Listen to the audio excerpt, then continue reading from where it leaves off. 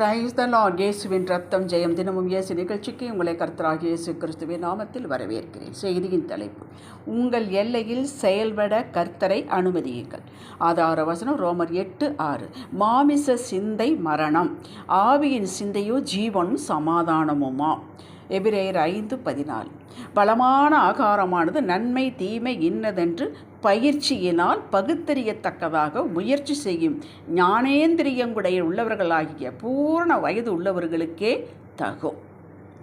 ஆவியின் சிந்தை உடையவர்களே. இந்த மாமிச சிந்தை மரணம், அது யாரும் விரும்புவதில்லை. ஆவியின் சிந்தையோ ஜீவனும் சமாதானமாம்.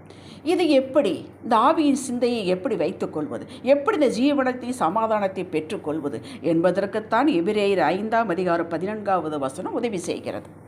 மரணம் என்றால் இறப்பு என்பதல்ல. இந்த இடத்தில் மரணம் என்றால் குடும்பத்தில், தனிப்பட்ட வாழ்வில், பிஸ்னஸில், ஆவிக்குரிய வாழ்வில், வேலையில் வறட்சி, நாளுக்கு நாள் கீழே போகுதல், ஸ்ட்ரெஸ், சண்டை, நிம்மதியில்லை, எதை செய்தாலும் வாய்ப்பதில்லை, இப்படி கீழ் நோக்கி போகும் நிலை.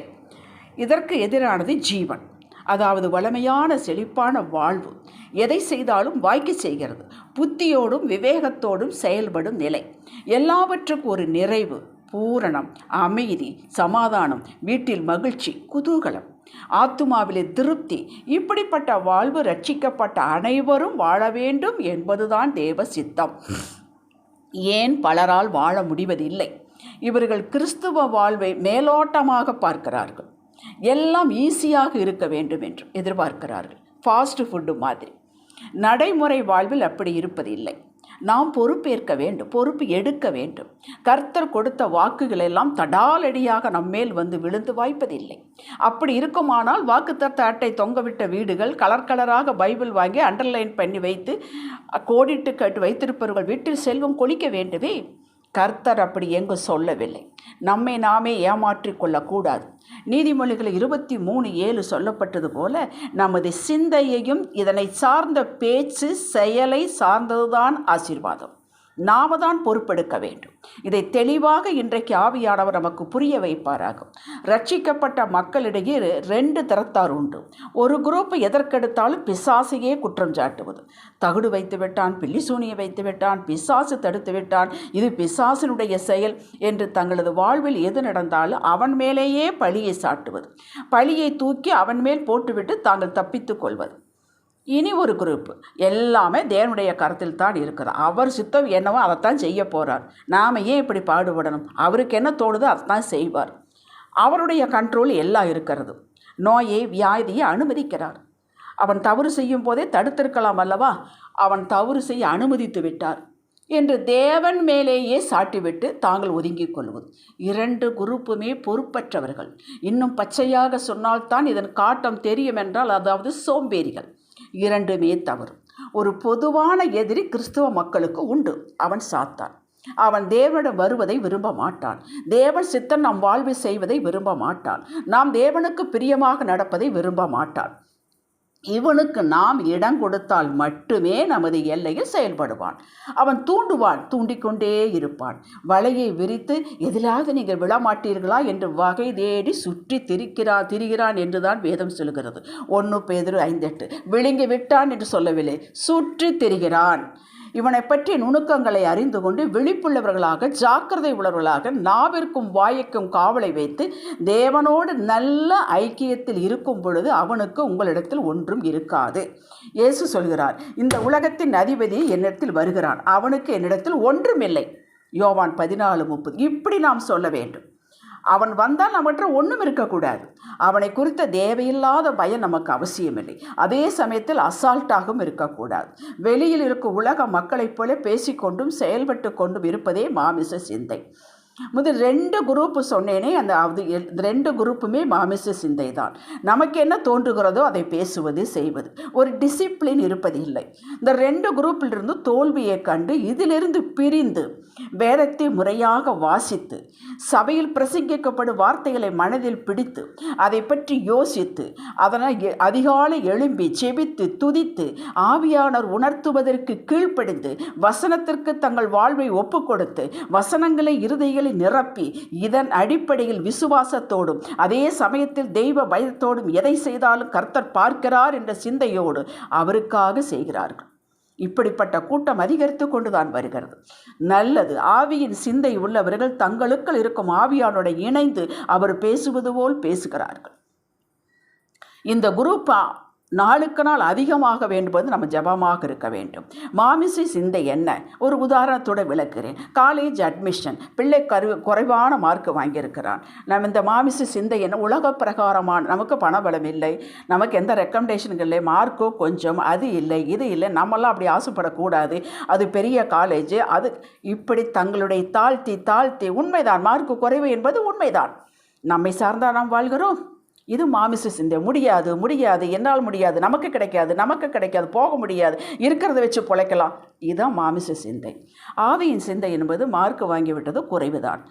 ஆண்டவரிடம் போய் தகப்பனே குறைவான மார்க்கு தான், ஆனால் புழுதியிலிருந்தும் குப்பையிலிருந்தும் உம்மால் உயர்த்த முடியும், எந்த இடத்துல எங்களை மேன்மைப்படுத்த உம்மால முடியும். நாங்கள் அந்த காலேஜை பற்றி நாங்கள் மகிமைப்படுத்தவில்லை ஆண்டவரே, உங்களை மகிமைப்படுத்துகிறோம். உம்மால் எல்லாம் கூடும், உம்முடைய சித்தம் நிறைவேறட்டும். இந்த ஒரு விசை மன்னித்து எங்களுக்கு ஒரு நல்ல இடத்தில் வாங்கி கொடுக்க முடியும். எங்களுடைய விருப்பம் இப்படி, உம்முடைய சித்தம் எது நடக்கட்டும் ஆண்டவரே. எல்லாம் முடியாது என்ற சொல்லக்கூடிய இடத்தில் கூட நீ முடிவு வைக்க முடியும். உம்மால் செய்ய முடியாத கடினமான காரியம் ஒன்றும் இல்லை என்று ஆவியானவரை ஜெபித்து அவருடைய வாக்குகளை எடுத்து வேதத்திலிருந்து எடுத்து சொல்லி நிறைவு செய்வது ஆவியின் சிந்தை. ஆவியானவரோடு இணைந்து செயல்படுகிறோம். தேவன் நம் அனுமதி என்று நம்ம எல்லையில் செயல்படுவது இல்லை. ஒருவன் என்னை பின்பற்ற விரும்பினால் என்றுதான் சொன்னார். விருப்பம் இருந்தால் வாங்க, அப்படிதான் சொன்னார். இதோ நான் கதவை தட்டுகிறேன், என் சத்தம் கேட்டு கதவை திறந்தால் என்றுதான் சொல்லுகிறார். வேதத்தின் அடிப்படையில், வசனத்தின் அடிப்படையில் சிந்திக்க வேண்டும். ரட்சிக்கப்பட்டாகிவிட்டது, நீதிமான்கள் ஆகிவிட்டோம், இதிலெல்லாம் ஒரு குறைவும் கிடையாது, மாற்றமே கிடையாது. உரிமை வந்தாகிவிட்டு நாம் தேவனுடைய பிள்ளை, இதிலும் மாற்றம் கிடையாது. ஐக்கியத்தில் இருக்கிறோமா?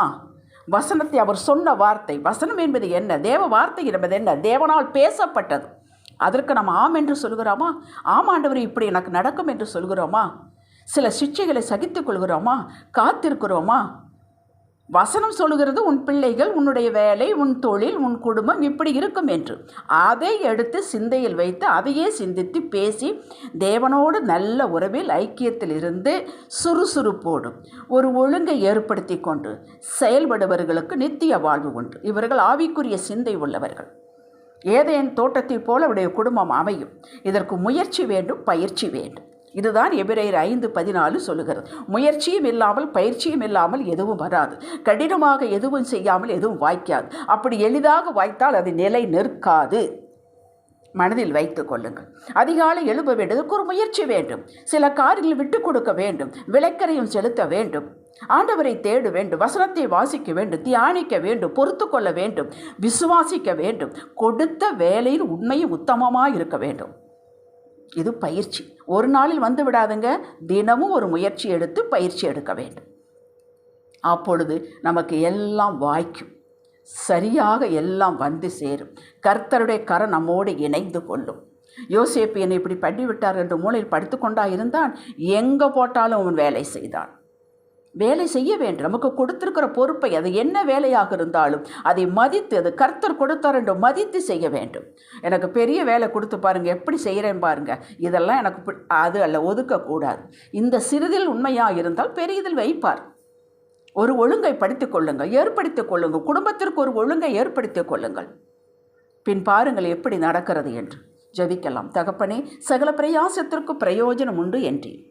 நீர் கொடுத்த வார்த்தைகள் எங்கள் வாழ்வில் கடைபிடித்து உங்கள் உறவில் விசுவாசத்தில் நிலைத்திருந்து எங்கள் எல்லையில் கர்த்தர் செயல்பட்டு கொண்டிருக்கிறார் என்ற சிந்தையோடு சகலத்திற்கும் அது கிருபையை பெற்று நீங்கள் எங்களுக்காக வைத்திருக்க அந்த வளமான வாழ்வை பெற சிறந்த பயிற்சியையும் அதனோடு முயற்சியும் தொடர்ந்து செய்து பெற்று வாழ்வோம். உங்களுக்கு மகிமையாய் இருப்போம், சாட்சியாய் நிற்போம். இயேசுவே நாமத்தில் பிதாவே, ஆமென். அல்லேலூயா.